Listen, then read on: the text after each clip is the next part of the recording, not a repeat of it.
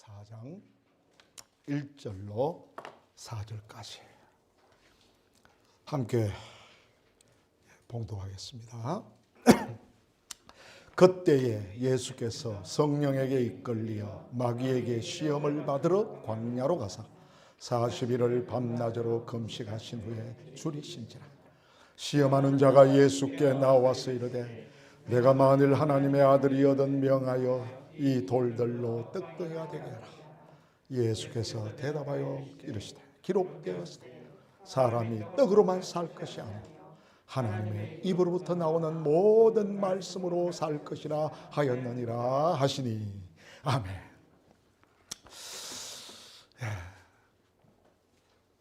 예수님의 첫 번째 시험에 대해서 우리 계속 묵상하고 있습니다. 지난 시간까지는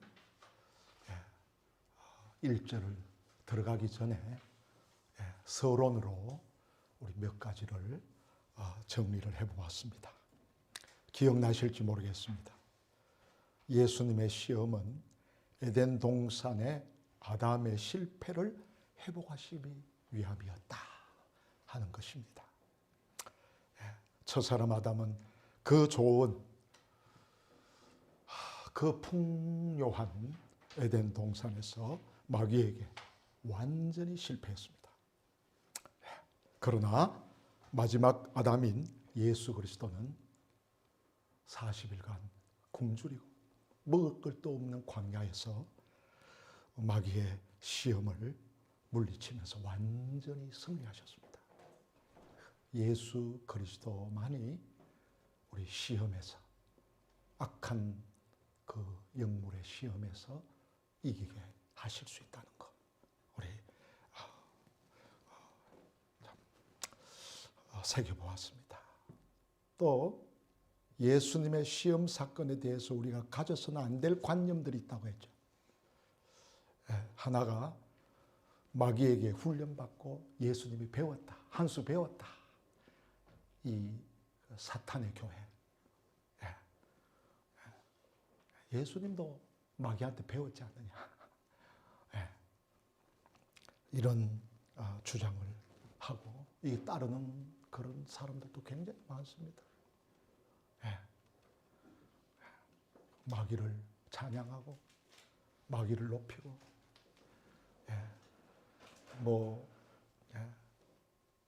보컬 가운데 데이빌스라고 하는 그런 그룹도 있을 정도니까 대단합니다. 그죠? 또 하나는 예수님 자신의 내면적인 어떤 부족함을 보완하려고 한 것이 아니냐.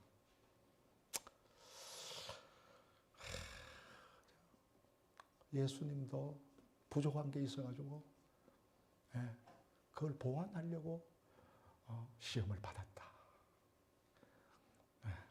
참 이런 또 주장을 하는 그런 부류들도 있습니다. 세 번째는 예수님 자신이 회의하시고 또 인간적인 본능적 충동이 있어서 자기 스스로 그 시험을 받는 거 아니냐. 그 신성을 무시하고 예수님의 인성만 강조해가지고 아주 우리 인간과 같은 그런 를 주장하는 그런 부류도 있습니다. 이것도 우리가 가져서는 안 되겠습니다. 그래서 우리가 시험 받는 그 자체는 죄가 아닙니다.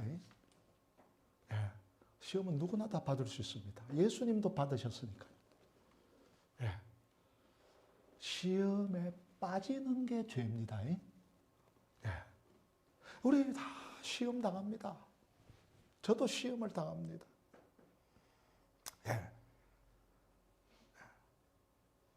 그러나 하나님의 말씀으로 예수님의 능력으로 성령의 인도하심으로 우리가 물리치죠. 그런데 시험에 빠져버린다. 예. 예. 여기 나오지 않습니까? 예. 예. 안 켜졌습니까? 예. 예. 예. 소리를 한번. 저한테는 막 울리는데. 예.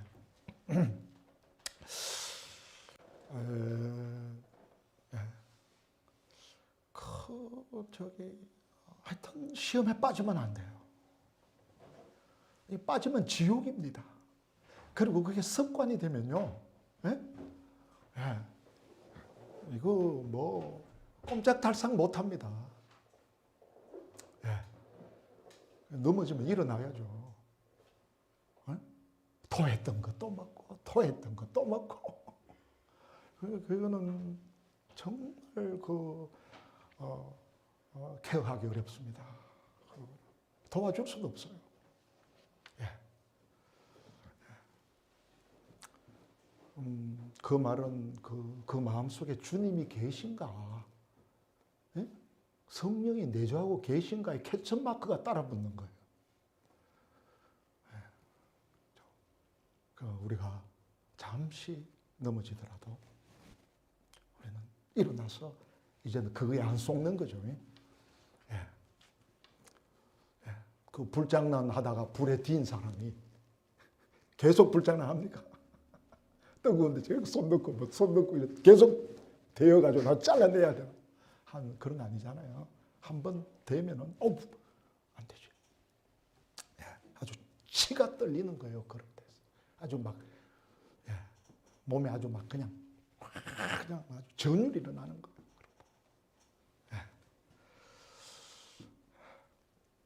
예수 그리스도는 우리를 마귀의 사슬에서 풀어주시기 위해서 여자의 후손으로 나셨다. 여자의 후손. 우리는 다 남자의 후손으로 그렇게 태어났지만은 예수님만은 동정녀 마리아에게서 태어났다. 왜? 우리를 영으로 나게 하시기 위해서. 그리고 마귀의 그 머리를 그냥 깨뜨리기 위해서. 그러면서 우리가 시험 받는 것은 바로 내 자아다. 이거 여러분, 이 성경의 아주 본질이에요. 내 속에 있는 이 육신, 이 사락스. 이게 사도 바울이 우리에게 아주 강력하게 가르쳐 주시는 거. 이건 모르면은 우리 마귀를 대적할 수 없습니다. 교회도 속습니다. 이거를 깨달아야지 자기 자신을 깊이 볼 수 있고 내가 왜 죄인인지 예수님이 나에게 왜 필요한지 십자가가 왜 그렇게 귀중한 것인지 이걸 깨달게 되고요. 그 다음에 변화가 일어납니다. 성화가 되어가는 거예요. 그렇게 되어가는 것입니다. 그 정도로 한번 우리 정리를 하고 오늘은 이제 1절로 들어갑니다. 오늘 주제는 성령에게 이끌리어 마귀에게 시험을 받으셨다는 것입니다. 누가? 예수님이. 누구한테 이끌렸다고요? 성령에게 이끌렸다는 것입니다. 이게 굉장히 중요합니다. 이 이끌린다. 이게 여러분 참 헬라어 그 본문이 지나가서 그걸 보시면은 아네크데 이게 아나고의 이 과거 수동태입니다. 수동형이에요.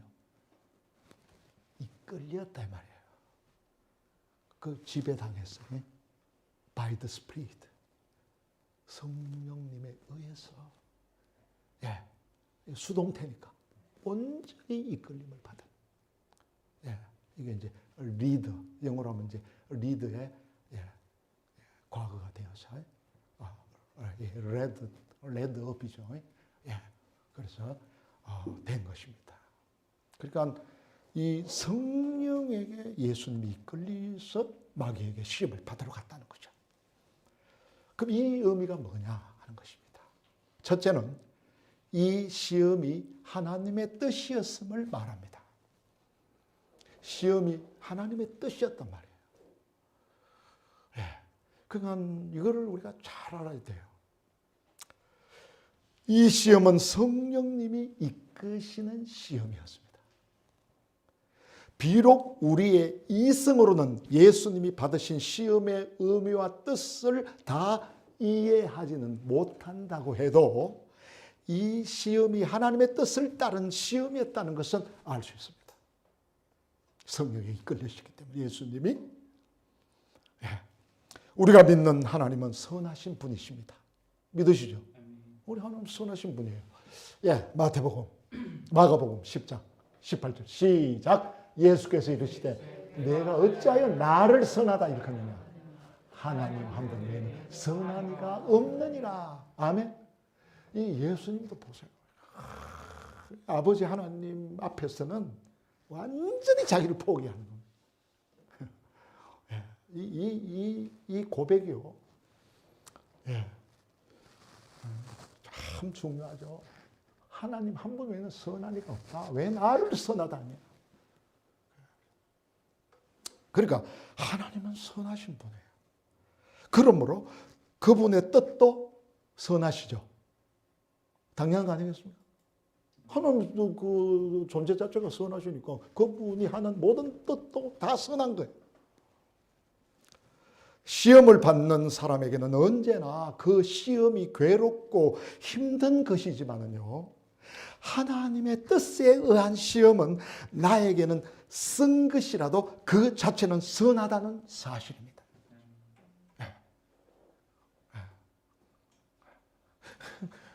힘들죠. 고통스럽죠.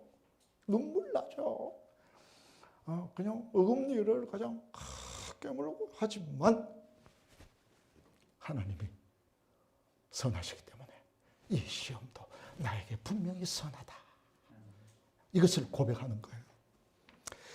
이것을 인정하고 받아들임으로써, 이것을 인정하고 아멘하고 받아들임으로써 시험을 이길 힘이 생기는 겁니다. 위로가 있는 겁니다. 이거 체험하셔야 되는 거예요. 그렇기 때문에 어떤 시험도, 어떤 고난을 통해서, 사람을 통해서, 어떤 사건을 통해서 나한테 이런 시험이 온다 할지라도 그 뒤에서 마귀가 가라지를 뿌리듯이 손댄다 할지라도 하나님이 내게 주신 것이며, 하나님이 선하시기 때문에 뭔가 뜻이 있다. 뭔가 여기에 비밀이 있다. 여기에 뭔가 하나님의 귀한 메시지가 있다. 이거를 받아들이면 그 다음에는 흔들리지 않습니다.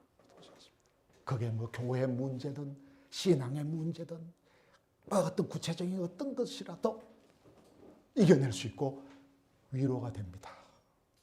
한없는 위로가 있는 것입니다. 그건 이걸 알지 못하면 불평하고 원망하고 떠나고 뭐 그냥 별별 그냥 마귀한테 그냥 농락당하는 겁니다. 안 되겠죠. 두 번째는 한번 읽어볼까요? 시작. 우리에게 성령 충만과 인도하심이 있을지라도 우리에게는 시험이 따라옵니다. 시험이 따라옵니다. 속지 마시기 바랍니다. 흔히 우리는 성령 충만을 받고 성령의 인도하시는 바가 되면 모든 시험은 물러가고 어려움이, 만사가 형통하는 것으로 알기 쉽습니다. 천부당 만부당합니다. 그래서 많은 신자들이 영적으로 장성한 사람들을 부러워하면서 저만큼 신앙이 자라면 항상 평안하리라고 생각합니다. 그래서 아이고 목사님처럼 누구누구처럼 좀 성장하면 나도 안 그럴 텐데 하면서 그걸 부러워하죠. 아닙니다. 성화에는 고난이 동반되기 때문이다. 아주 그냥 분명한 거죠.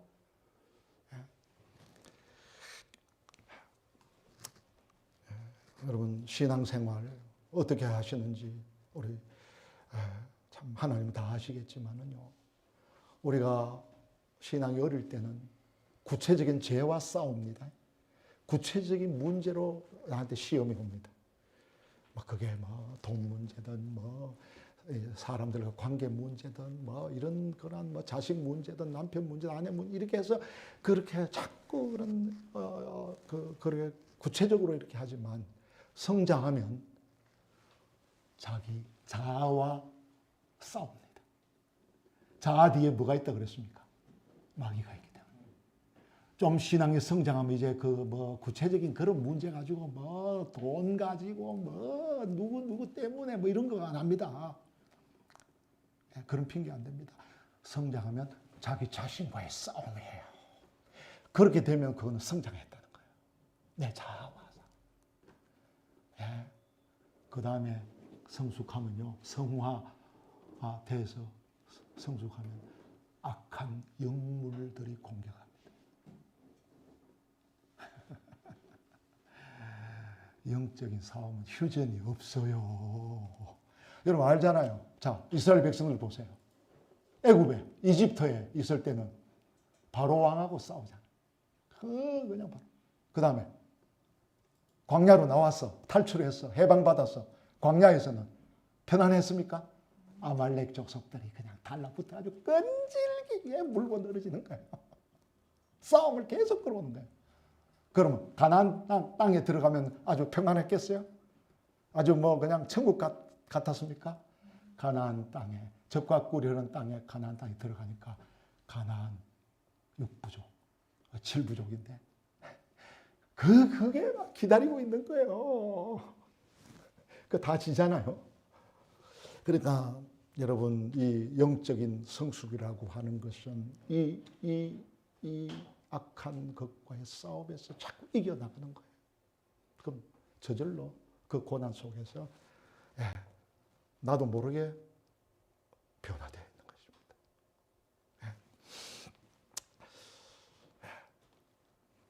이사야 45장 7절 시작. 나는 빛도 짓고 어둠도 창조하며 나는 평안도 짓고 환난도 창조하나니 나는 여호와라. 이 모든 일들을 행하는 자니라 하였노라. 아멘.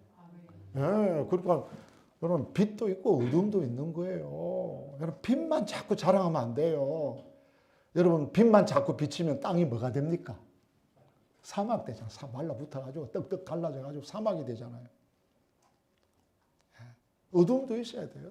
우르릉꽝꽝 어두워져가지고 막 태풍도 불고 막 실패도 있는 거예요. 여러분 승리만 간증하는 게 아닙니다.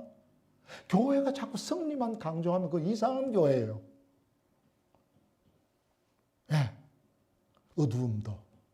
어두움도 간증할 줄 알아야 된다. 실패도 간증할 줄 알아야 돼요.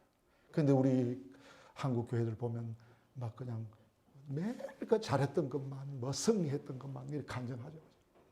그 교회는 사막될 가능성이 많아요, 영적으로. 그래서 저도 이렇게 신앙생활, 예수님을 영접하고 거듭나가지고 하지만은 늘 보면 이렇게 굴곡이 있어요, 이렇게. 조금 승리했다고, 하면 하나님 낮추시는 거예요. 그럼 낮춰가지고, 아이고, 그러면 또 이렇게 세워가는 거예요. 이게 이제 나중에는 잔잔하게 이제 왔다 갔다.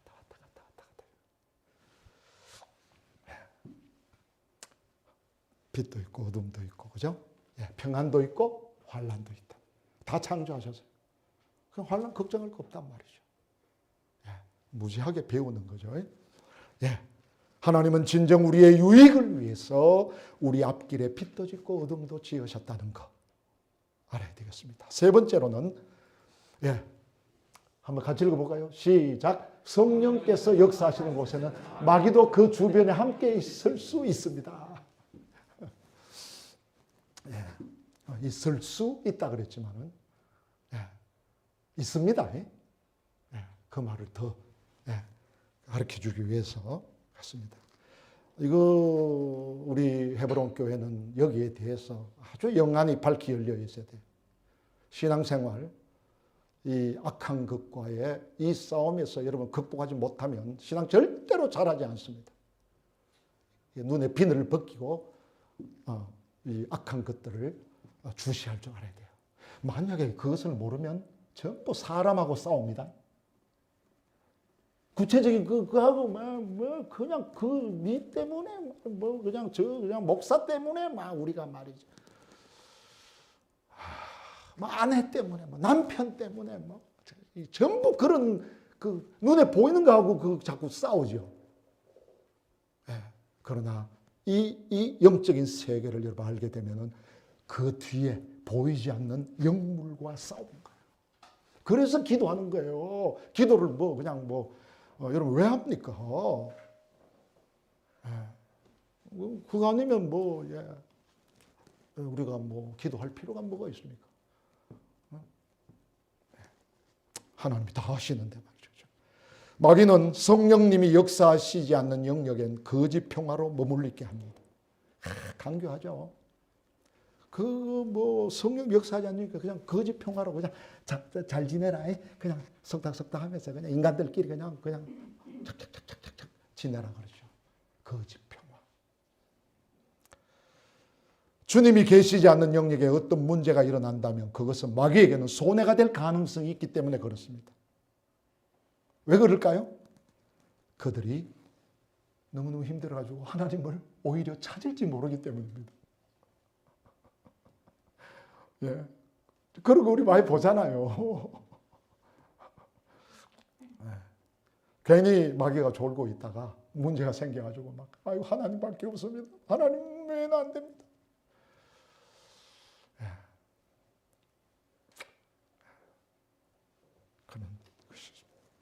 그러나 성령님이 역사하시는 곳에는 마귀는 회방자로서 최선을 다합니다.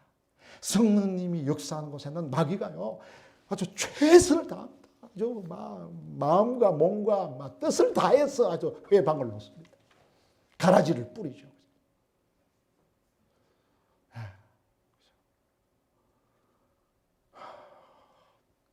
하여튼 제가 목회하는 곳에는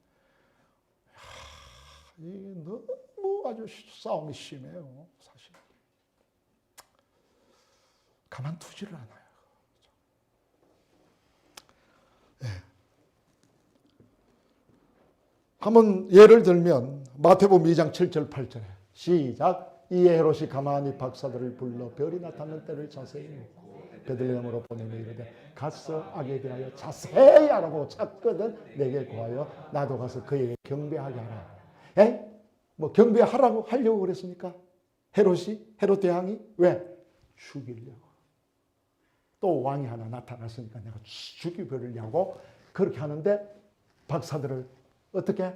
가만히 불러서 자세히 묻고, 그죠? 자세히 알아보고 찾거든. 나도 경배로 갈게. 이거 도망 박사들 깜빡 속잖아요. 그 박사들도 깜빡 속아요. 하늘의 별은 잘 알면서 그 왕의 그 말에 속아버리잖아요. 예. 성령님이 그때도 가르쳐주지 않았으면 큰일 날 뻔했잖아요. 돌아가잖아요. 예. 그러니까 예수님이 세상에 오실 때 마귀는 벌써 헤롯 대왕 속에 들어가서 그리스도를 죽임으로써 하나님의 구원의 역사를 회방하고자 했다. 또 마태복음 16장 23절에 시작. 예수께서 돌이키시며 베드로에게 이르시되 사탄아 내 뒤로 물러가라. 너는 나를 넘어지게 하는 자라. 내가 하나님의 일을 생각하지 아니하고 도리어 사람의 일을 생각하는 것 아시고. 이거 잘 아시죠? 이 마귀가 베드로한테 들어간 거죠. 네, 베드로를 속여가지고 예수님이 뭐를 못 지시도록? 십자가 지시지 말도록. 아주 예수님도 솔직히 지고 싶지 않았잖아요. 제발 이거 좀 피하게 해주세요. 네. 그런데 그걸 수제자라고 하는 베드로를 통해서 가장 가까운 사람을 통해서 시험을 했단 말이죠. 대단하죠, 이거. 예? 예. 마지막으로. 자, 시작. 마귀가 벌써 시몬의 아들 가룟 유다의 마음에 예수를 팔려는 생각을 넣었더라. 벌써. 예? 참, 이 용어, 이거 진짜, 예. 이제 애하고 대하고 붙었어요. 이게 now. 예, already. 이런 식으로. 그러니까 벌써 가룟 유다에 예수님 팔는 생각을 풀어냈단 말이죠. 이런 강조한 것이죠. 성경에 이런 것을 여러분 읽으면서 깊이 이게 깨달아야 되는 거예요. 우리 헤브론 교회가 앞으로 이런 부분에 영안이 활짝 열려서 기도하지 않으면요, 우리 교회도 썩습니다. 우리 교회도 막연 속아버려요. 그렇게 안 되도록 우리 이 말씀들이 이 마음에, 이거 원어에 보면 카르디아, 하트, 우리의 마음.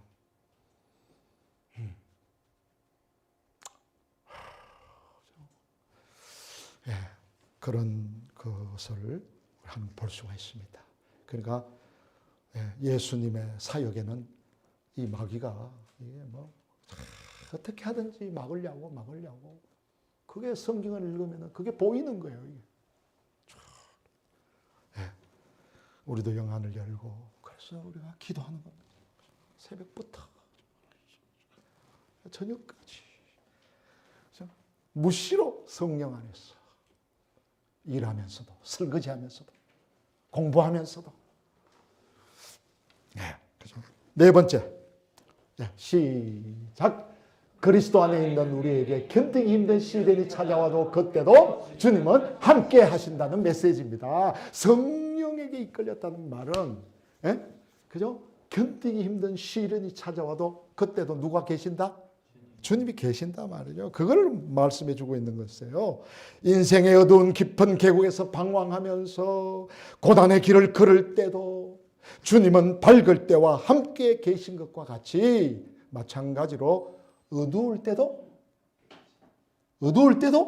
함께 계신다 말이죠. 이거 이 밝을 때만 뭐 할렐루야 하고 뭐 그거만 아닌 거예요. 어두울 때도 혹시 넘어졌다 할지라도 그때도 옆에는 성령, 우리 주님이 함께 계신다, 안 계신다? 계시는 거예요, 이거. 예. 이거를 영안을 열어서 못 보면 되겠습니까? 뭐 좋을 때는 뭐 그냥 뭐 잘한다고 박수 치고 간증하고 뭐 그냥 어우 집사님, 권사님 뭐 이러고 막 목사님 그러고 하니까 뭐 그런데 어둡고 힘들고 고난이 찾아오고. 예. 그럴 때도 주님이 눈물로 감사하고, 주님께 승리했을 때보다 더 감사하고. 요한계시록 한번 보십시다. 이 말씀 시작. 각각 그들에게 흰 두루마리를 주시며 이르시되 아직 잠시 동안 쉬되 그들의 동무 종들과 형제들도 자기처럼 죽임을 당하여 그 수가 차기까지 하시더라. 이게 무슨 말씀입니까? 이게 제가 그 이번에 우리 선교사님들 이 델타 코로나를 겪으면서 뭐 오미크론은 조금 그래도 약합니다만 저도 뭐 델타 알아봤지만은 여러분 우리 한국 선교사님이 이 기록 통계가 된 것 중에 60여 명, 뭐 68명이다, 65명이다 그러는데. 선교단체에서 파송된 사람도 있고 다 집계가 안 됐어요 아직. 여러분 코로나 이 델타를 지나면서 68명이나 돌아가셨습니다. 현장에서. 저하고 제자훈련 받고 저하고 말씀으로 나누는 세 사람도 여러분 돌아가셨어요. 거기는 직항도 없고 비행기도 없어가지고.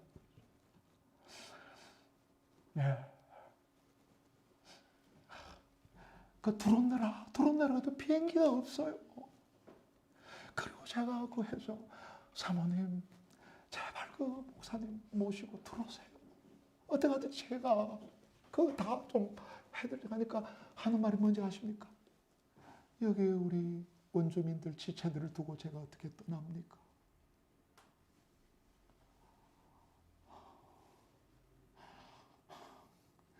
그걸 두고 제가 어떻게 조국으로 돌아갑니까? 여러분 한번 생각해 보세요. 그 60여 명이나 여러분 그래 돌아가셨다니 이게 저는 그게 지금도 우리 선교사님들 보면 저는 나태해질 수가 없어요. 목숨 걸고 믿어야 되는 거예요. 편하기 때문에. 우리 교회도 이제 우리 이춘성 전도사님 들어갈 준비를 하고 있습니다만은 지금도 짠해요. 아프리카로 가겠다고. 말려도 말도 안 듣고 말이에요. 여러분, 참으로 우리 이게 무슨 말씀이냐? 이게 이게 어린 양이 7인을 떼시는 중 5번째 인을 떼실 때 장면이죠. 하나님의 말씀과 저희의 가진 증거로 인해서 죽임을 당한 영혼들이 하나님께 부르짖어 그들의 순교의 피를 언제 신원해 주실 것인가를 질문합니다. 순교자들이 전부 다 우리의 피 흘린 피를 언제 돌보아 주시겠습니까? 그 질문에 하나님이 대답하십니다. 수가 차기까지 잠시 쉬라. 아주 수가 들찼다는 거예요. 이 말씀을 제가 묵상하면서 언제 그 수가 다 차게 될 것인가. 그게 다 생각했어요. 이 보통입니다. 다. 언제 수가 찰까? 하나님이 정하신 순교자의 수가 언제 차게 될까? 네? 언제 차게 될까요? 그 시간 문제에 집중하게 돼요. 그런데 이번에 이 말씀을 읽으면서 순교자의 수가 채워지는 어느 그 시간이 아니라 누가 이 수를 채워야 될 것인가? 웬이 아니고 후. 그런 질문과 인간의 응답을 요구하시는 것이 아닌가. 깜짝 놀랐어요, 제가. 그 주님과 개인적인 교제를 새벽에 나누는데 하나님의 질문과 나의 명확한 대답을 요구하시는 하나님의 음성이 들렸어요. 그러면서 우리 토요일마다 이사야서 묵상하고 계십니다만 이사야서 6장 8절 기억나십니까? 네?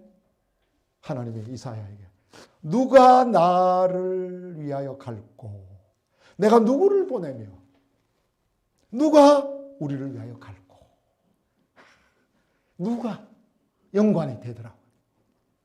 시간이 아니라 웬이 아니라 누가 갈래?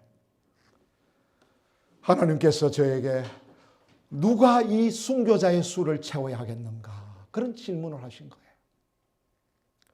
누군가 하나님의 부르심을 받은 사람이 그 수를 채우지 않겠습니까? 선교사로 나갈 이춘성 전도사가 채우겠죠. 그때 하나님이 책망을 하셨어요. 너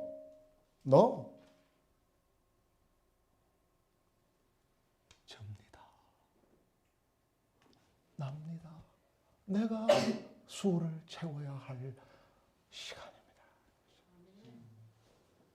그러니까 이게 제가 성경을 읽으면서 이렇게 많이 읽으면서 어떤 때는 이게 내한테 적용한다 그러면서도 나의 선교사들한테만 적용시키고 있는. 여러분, 여기서도 우리는 순교자입니다. 가정에서도 순교자고, 직장에서도 순교자고, 공부하는 자리에서도 순교자고. 그 훈련이 돼야 뭐 나중에 죽든지 하지 않겠습니까? 순교자의 삶을 살아가면서 우리는 공부하고 일하고 교회를 돌본단 말이죠. 그래서 수와 채우기를 원합니다. 그래서 아침에 참 눈물로 이 고난에 이걸 감수하고 왜? 주님이 계시니까. 앞으로 어떤 일이 날지 모르겠죠? 마지막으로 한 가지만 더 하고 마칩시다. 시작. 우리의 시험에 있어서의 승리 조건은 성령과 함께하기입니다. 뭐 당연하죠, 그죠? 성령님이 우리 교우들에게 성령이 함께하시길 바랍니다. 만일 우리 자신이 자기의 힘을 과신한 나머지 마귀의 시험에 보도록 자신을 내어놓고 스스로의 힘으로 이기고자 한다면 하나님은 그 시험의 현장에 우리만 남겨둘 것입니다. 그럼 한번 해봐라. 너. 우리가 자식들에게도 그러잖아요. 하도 그냥 말 안 들으면 그래 한번 해봐라. 니들대로 해봐라. 그러면 그러듯이 혼자 싸우겠다는 사람에게는 혼자 싸우게 될 것입니다. 혼자 싸운 자는 반드시 실패합니다. 왜? 아담의 후손은 승리하지 못하기 때문입니다. 만일 누가 자신의 힘만으로 시험대에 섰다고 한번 가정해 보십시다. 그 사람은 시험에 이겨도 이겼다고 교만하고 자랑하기 때문에 실패입니다. 교만, 이겼다. 그러니까 그것도 이미 실패한 거죠. 이 자랑도 실패죠. 그 시험에 넘어져도 시험에 빠져도 실패. 합력하여 실패요. 고린도전서 10장 12절. 시작. 그런즉 선줄로 생각한 자는 넘어질까 조심하라. 넘어질까 조심하라. 아멘. 이거 보세요. 그러니까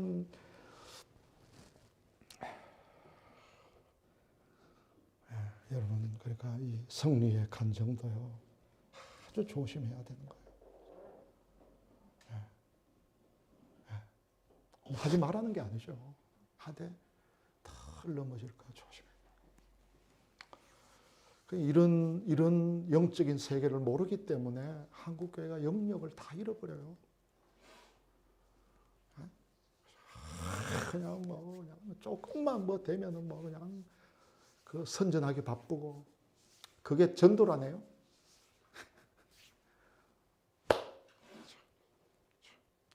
우리 인생의 모든 시험을 반드시 성령님과 함께 받아야 합니다. 혹시 지금 우리 지체들 중에 어려운 시련과 혼자 싸우고 있지는 않습니까? 참 이거 혼자 싸우는 사람 보면 너무너무 답답해요. 도와줄 수도 없고 이런 영적인 밝은 말씀이 이렇게 옆에 있는데